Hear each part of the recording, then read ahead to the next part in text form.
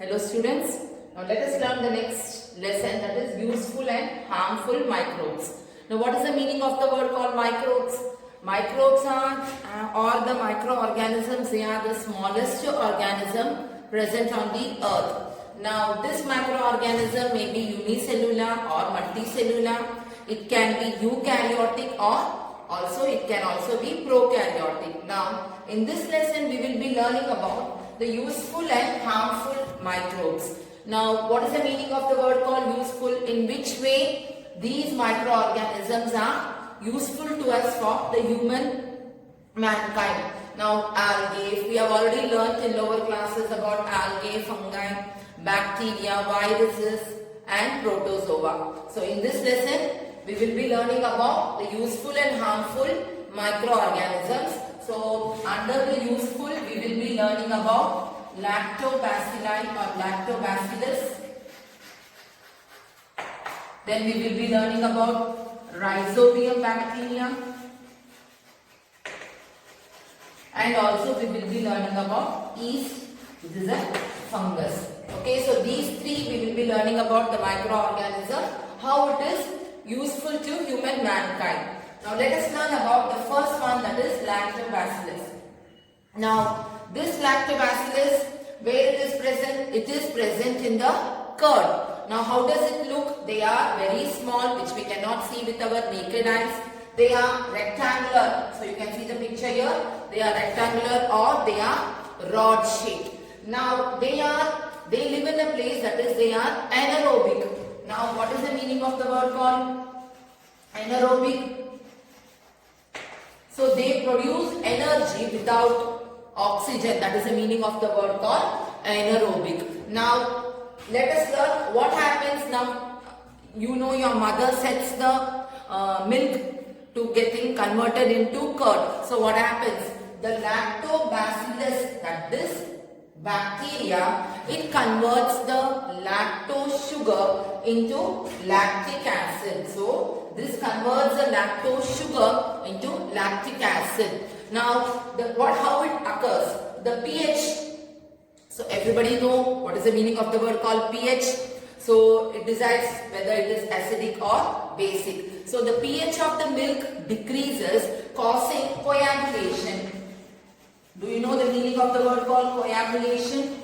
So coagulation means, you can see in curd, you can see some, it gets separated and you can see gola-like substances are formed. So the pH of the milk, it decreases, causing the coagulation of the milk protein from the other substances that are present in the milk. So it gets separated from the other constituents of the milk. Okay, so in this way milk is getting converted into curd, and this process, it is called fermentation. And we all know when it is converted into curd, we know that yogurt, it is sour in taste, or the curd, that is sour in taste. So this method, it is done only with the help of a bacteria called lactobacillus. Now you might have heard now recently, this is a word which is in trend now, that is probiotic. Now what is the meaning of the word called probiotic? Now suppose you take some antibiotics. Antibiotics are taken in when you go to doctor and you have some problem. Doctor prescribes us antibiotic. So when you take this, probiotic is different, antibiotic is different. So I am talking about now antibiotic. So when you take antibiotic, they kill the harmful microorganisms present in our body. So when they are killing, even the good microorganisms gets destroyed. So nowadays you get many things. For example, you get curd called probiotic curd. So what happens in this? Good microorganisms are present in it, and it helps in increasing the good bacteria in the alimentary canal. Now we will learn about where all these lactobacillus is useful. This lactobacillus, I told you now, it is useful in the formation of curd, shrikhand. There are different forms. Then it is also useful in the preparation of wine, bread. It is also useful in the production of cider. Now what is the meaning of the word called It is useful in the production of apple juice, cocoa. Okay, and also it is useful in pickles. It is useful. Now you might have heard the word called fodder. So fodder is given to animals, that is cow and all. So this leaven fodder, it is fermented and then it is given to cow in order to increase the nutritive value. So in this way, and not only that, see, when you go to doctor, sometimes you have got stomach pain or loose motion. Doctor tells to take curd. So it relieves the abdominal. That is what is the meaning of the word called abdominal stomach. So it relieves the abdominal discomfort. So I hope you understood how microorganisms are useful. Next we are going to learn, we learned about lactic acid, now let us learn about lactobacillus we learned, now let us learn about rhizobium. Now where is this rhizobium present? This rhizobium bacteria, it is present in the root nodules of leguminous plants. We have already learned about leguminous plants. So example of leguminous plants, this peas, or else you can tell groundnut. Still for those who don't know, this leguminous plants. Now you imagine the pod of legumes where you can see these peas, groundnut, beans. Okay. So on the roots you can see nodules are present on it. So when you see the roots, so you can see nodules are present on it, and that is called as root nodules. Now take a root nodule, take a plantlet and then wash it or sterilize it with 3 to 5% of solution of hydrogen peroxide, H2O2. Then wash it with 70% solution of ethyl alcohol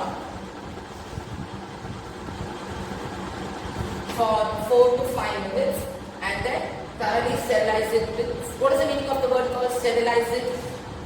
To clean it. Okay, so wash it with, sterilize it with water and then take a good section of this root nodules and then keep it under a microscope. So when you are keeping it under a microscope, before that what you have to do, you have to take a plain slide, take a good section of it. Before that you have to stain it. Why we have to stain it? When we stain it, we get good color because of it, and when we see under the microscope, we can clearly see. In the case of lactobacillus, similarly, you have to smear a drop of buttermilk and then you have to add methylene blue. So it is a stain. So why do we need to stain it? So we need to stain it so that we can see the bacteria very clearly. Now in this, after that we have to saffron, we have to, this is one stain. So add a few drops and then place it or mount it under the microscope. So we will be able to see this diagram where we can see the root nodules. In the root nodules we can see the bacteria. What is the name of the bacteria?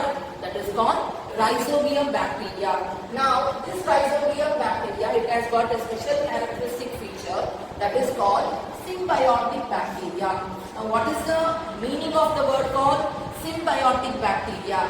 Now this Rhizobium bacteria, they supply nitrates and nitrites to the plant. Okay, and in turn they get carbohydrate as a food. So mutually they are benefiting. Both this root nodules and the plant, they are both are mutually beneficial. That is the meaning of the word called symbiotic bacteria. Now what for nitrogen is needed? We all know in the air oxygen is present, carbon dioxide is present, and more amount of 78% of nitrogen is present. But these gaseous nitrogen cannot be used by the bacteria. It has to be fixed. Now what is the meaning of the word called fixed? Fixed means it has to be these gaseous nitrogen, it has to be converted into compounds. Okay. Now how to convert it? There are methods. Now it is called in the atmosphere. So atmospheric nitrogen is present and biologically through this. So I told you how biologically I told you this root nodules, that is which is present in the rhizobium, they will supply nitrites and nitrates and in turn they get carbohydrate. So in this way the plants are getting nitrogen. Now what about atmospheric nitrogen? How does it? So I told you 78% of the nitrogen are present in the air. Now how it has to be utilized? So gaseous, even though gaseous nitrogen is there, we cannot utilize it. So how it is done? When there is lightning during the rainy season, these nitrogen compounds, okay, so they will react with, nitrogen will react with oxygen in order to form nitric oxide. Now this nitric oxide, I told, nitrogen will react with oxygen, okay, in order to form nitric oxide. Now this nitric oxygen, again it will oxidize. So what is the meaning of the word called oxidize? Again it will react with oxygen in order to form nitrogen dioxide. Okay, so now this nitrogen dioxide which is present in the air, it mixes with the rainwater in order to form nitric acid. Now this nitric acid, it falls along with the rainwater in the soil and it is used by these plants. So in this way plants get nitrogen. So nitrogen is very much necessary for the growth of plants. So I hope you understood what is the meaning of the word called symbiotic bacteria. So rhizobium, it is a bacteria which is present in the root nodules of leguminous plants. So they supply nitrogen. Another bacteria is also there, that is called Acetobacter, which is not given in your book.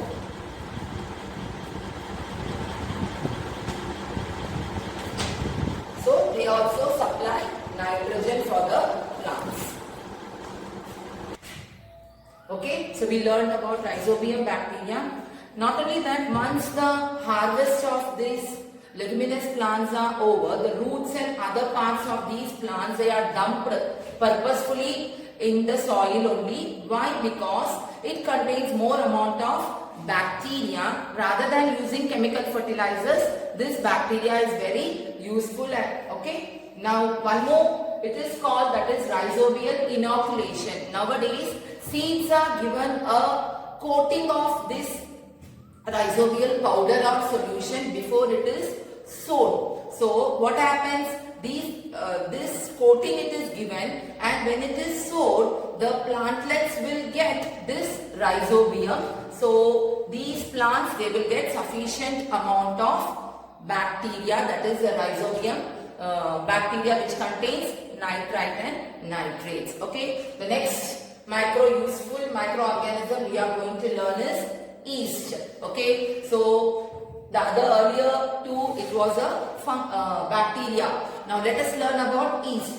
So to do this, take 1 teaspoon of dry yeast which we get it in baker's shop. Okay. So take it in a bottle, add 2 teaspoon of sugar in it and sufficient amount of lukewarm water into a bottle, and on the top of it put a balloon. Okay. So after 10 minutes, mix the lime water in the gas that has been collected on the balloon. Now smear a drop of this solution and keep it under the microscope. When you keep it under the microscope, you can see oval shaped structures. So these oval shaped structures, they are nothing but they are yeast. Okay. Now you can see the smaller, this is called a daughter cell. What happens? How does the yeast reproduce?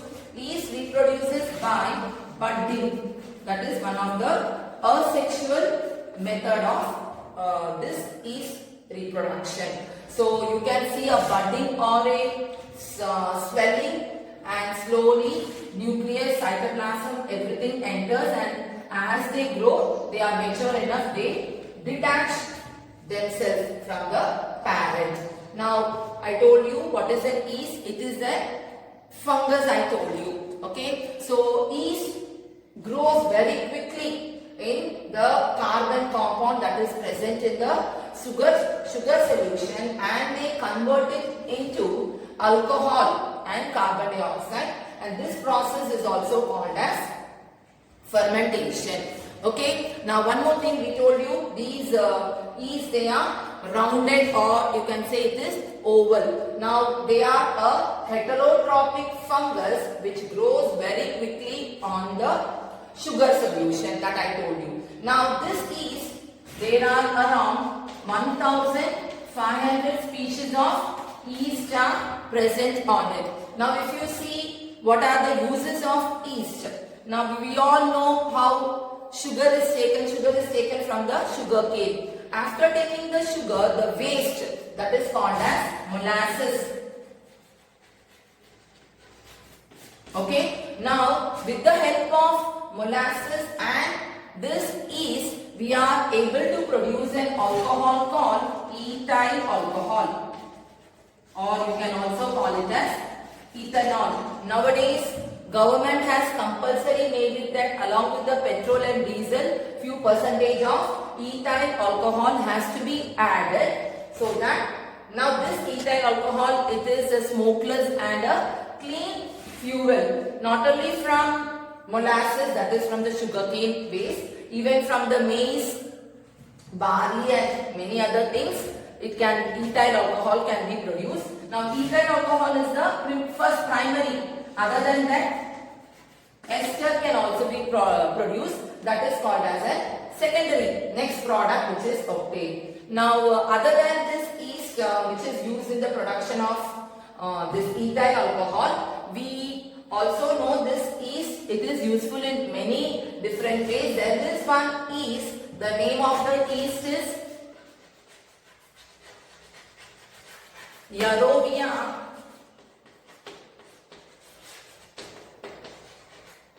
lipolytica.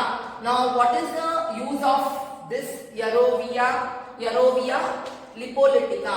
It is now during the production of this palm oil, it releases some waste, okay, toxin. So with the help of this yeast, they are able to take out this toxin from it, and not only that, even during the industrial processes, many toxic substances can also be removed from it. Another, I told you there are 1500 species. Another, now yeast Saccharomyces, its scientific name is, there are different varieties. Saccharomyces cerevisiae. Now it is useful in order to remove the pollutant called arsenic. Okay, and one more bacteria by the name Alcanoborax. Okay, so this is useful. Now we all know in the that is in the ship, that is in the sea water, when various ships are going, there may be some oil spillage, and because of this oil spillage, this fish and other aquatic animals die. So with the help of this bacteria called Alcanoborax, we will be able to remove all the oil spills. Okay, so I hope you have understood about the microorganisms. First one we learned was Lactobacillus. Okay, then second one we learned this was Rhizobium bacteria, and then third one we learned was about yeast. Okay, so I think all have understood about the useful microorganisms to human mankind. Destroy or prevent the growth of microorganism, that is called antibiotics. Now this antibiotic, it was discovered during 20th century, and it has brought a great revolution in the field of science. Now antibiotics, they are useful in order to kill some varieties of bacteria and even protozoa. So they are all microorganisms. Now these antibiotics, okay, they are useful against certain types. Now it is called broad spectrum antibiotics and narrow spectrum. Now what is the meaning of the word called broad spectrum antibiotics? In this, the pathogen is not known. Pathogen is not known, but symptoms can be seen. Okay, so that is called broad spectrum. The example of these we can tell ampicillin, amoxicillin. So this is on broad spectrum bacteria. Now what is the meaning of the word called narrow spectrum bacteria? In this, the pathogen is identified. Okay, so in this the pathogen is not identified but only with the help of symptoms it is known. So that is called broad spectrum and this is called narrow spectrum. Okay, so in this we can tell erythromycin, gentamicin, etc. Now later on, penicillin. So it is an antibiotic which was discovered from a fungus called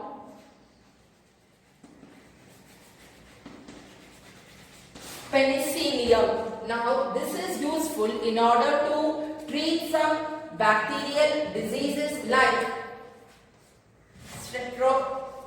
streptomycin, Clostridia, Staphylococcus,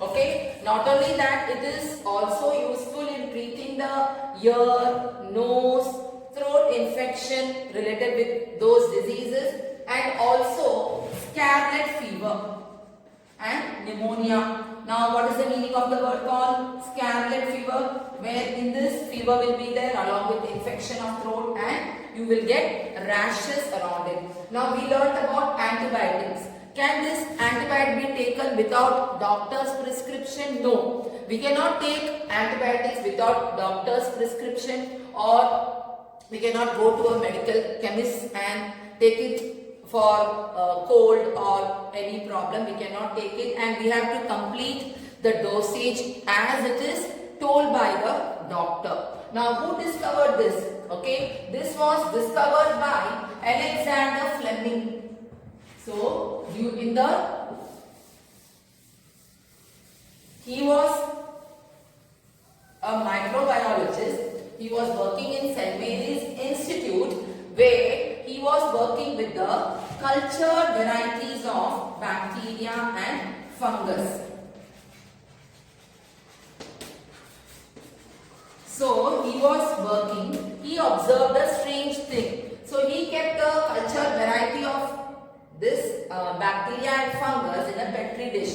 Okay. So after some time he saw to it that only the fungus was present, the outside to it where the bacteria they all disappeared. So he came to know that this is useful in order to kill the bacteria. This is one of the greatest discovery by Alexander Fleming. Now other than that, you see we can see some microscopic spores, okay, that is fungus which we can see in the air. Now when it gets sufficient moisture, it germinates and reproduces. So we can see during rainy season there will be like whitish substances we can see in gunny bag, we can see in leather, we can see in our shoes and all. So the fungal hyphae, they penetrate in order to get nutrition and they germinate and they reproduce.